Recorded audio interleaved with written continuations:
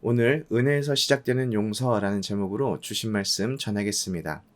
마태복음 18장에 예수님은 천국에서 누가 크냐는 질문을 시작으로 가르침을 쭉 이어가십니다.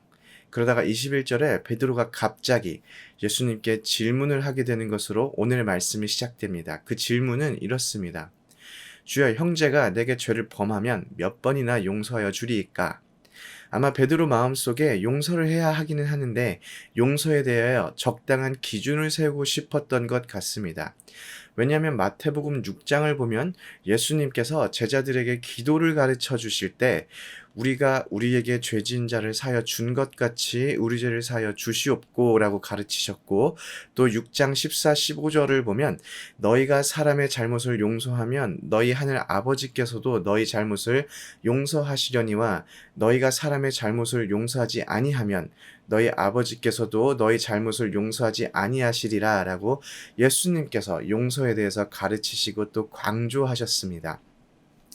예수님께서 용서를 가르쳐 주시니까 용서는 해야 되는데 몇 번 하라는 말을 안 하시니까 나름대로 그 기준이 필요했던 것이지요.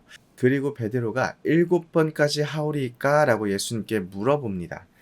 사실 7번 용서는 베드로에게 있어서 엄청나게 관대한 기준입니다. 베드로뿐만이 아니라 당시 살던 사람들 거의 대부분에게 상당히 관대한 기준입니다. 왜냐하면 그 당시 유대 문화 속에서 그리고 랍비들 사이에서는 동일한 죄에 대해서 3번까지 용서하라고 가르쳤기 때문입니다. 그리고 3번이 넘어가면 용서하지 않는 것이지요. 그러니 베드로의 기준은 그 3번의 2배가 넘는 것입니다. 사실 솔직하게 우리의 기준에 있어서도 3번까지는 상당히 힘듭니다. 같은 잘못을 2번만 반복해도 우리 기준에서는 전에 한번 봐줬는데 또 똑같은 실수를 해? 라고 이렇게 생각하게 되지요. 3번까지 용서하는 것도 쉽지 않은데 예수님의 기준은 사실 상상을 초월합니다. 22절을 보면 7번에 70번까지라도 할지니라 라고 말씀하십니다. 490번까지만 용서해라 라는 말씀이 아닙니다. 사실 490번까지 제대로 그 매번 카운트를 할 수도 없습니다. 다시 말해 계속 용서해라 라는 말씀이지요. 그리고 비유를 들어 설명하십니다. 예수님께서 용서에 대한 가르침을 시작하시는데 23절에 그러므로 천국은 이라고 시작합니다. 여기서 질문이 들지 않으십니까? 지금 베드로가 용서에 대해서 물어봐서 용서에 대해서 가르쳐 주셔야 하는데 예수님은 지금 무엇에 대해서 이야기를 하십니까? 그러므로 천국은 이라고 천국에 대해서 말씀을 이어나가십니다. 왜 용서에 대해서 천국을 이야기하고 계실까요? 예수님께서 말씀하시는 것은 하나님의 가족이 된 천국 공동체는 용서에 대해서도 하나님의 용서를 반영해야 한다고 말씀하시는 것입니다. 천국의 일원이 된 우리는 하나님께서 보여주신 용서를 따라야 한다는 것입니다. 천국은 그 종들과 결산하려 하던 어떤 임금과 같다고 예수님께서 그 비유를 시작하십니다. 결산할 때에 10,000달란트 빚진 자 하나가 등장합니다. 성경에는 은달란트라는 표현을 사용하기도 하는데 은이라는 말이 특별히 없으면 이것은 금을 의미합니다. 한 달란트는 금 34kg 정도 한다고 합니다. 이것은 상당히 큰 액수지요. 시세를 보니까 요즘 금 1g이 약 $55 정도 한다고 합니다. 그러면 1kg이면은 $55,000 정도이지요. 그리고 34kg이면은 $187만 정도 한다고 합니다. 1달란트가 187만 달란트면 10,000달란트는 사실 천문학적인 숫자입니다. 한 사람이 갚을 수 있는 정도의 빚을 넘어가게 되지요. 이 사람이 갚을 수 없자 주인은 그 몸과 아내와 자식들과 모든 소유를 팔아서 갚게 합니다.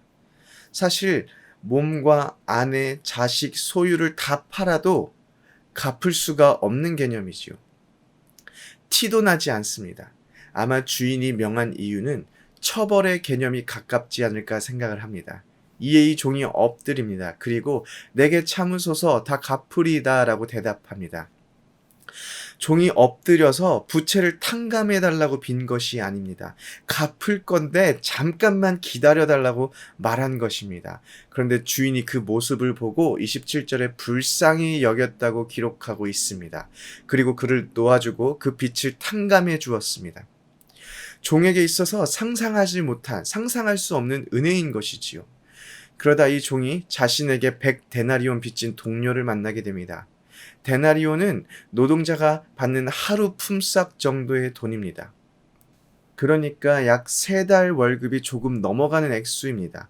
사실 이 정도면 저에게는 억소리 나는 액수지만 10,000달란트에 비하면 사실 아무것도 아닌 액수입니다.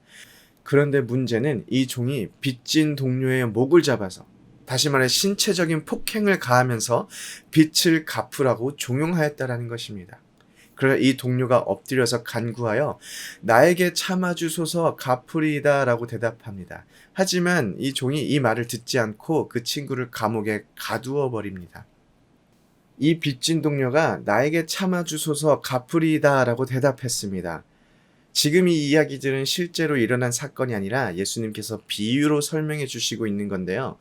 예수님께서 나에게 참아주소서 갚으리이다 라고 말씀하신 그 이유는 듣는 이에게 누군가를 떠오르게 하려고 하는 것입니다. 누가 떠오르고 있지요? 바로 10,000달란트 탕감받은 종입니다. 자기는 탕감받았습니다.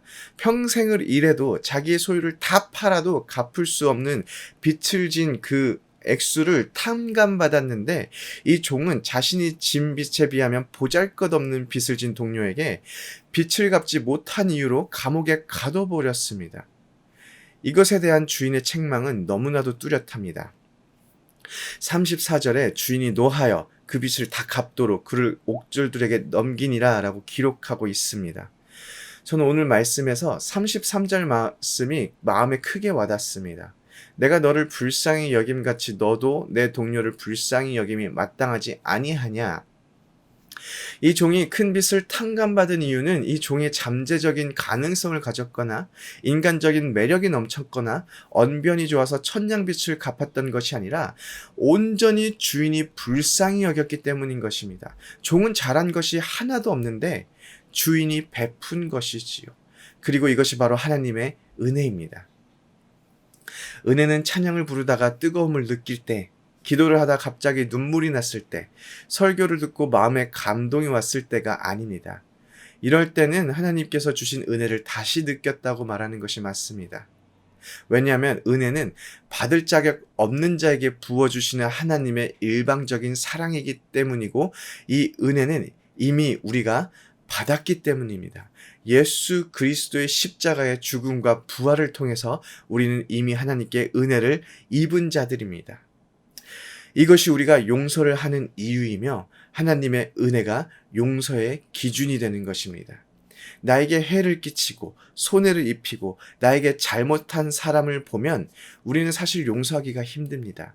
하지만 내가 어떠한 사람이었는지를 알고 그럼에도 불구하고 하나님께서 나를 위하여 무엇을 하셨는지 아는 사람은 용서할 수가 있습니다. 하나님의 원수이며 외인되었던 나를 위해서 십자가에 달려 죽으신 예수 그리스도를 우리가 항상 기억할 수 있다면 우리는 용서하며 살아갈 수가 있습니다. 우리가 용서를 한다면 그 이유는 다른 것이 없습니다. 주님께 받은 은혜가 너무 크기 때문입니다. 오늘 주님께서 주신 이 은혜를 묵상하며 하루를 살아내는 모든 성도님들이 되시기를 소원합니다. 아멘.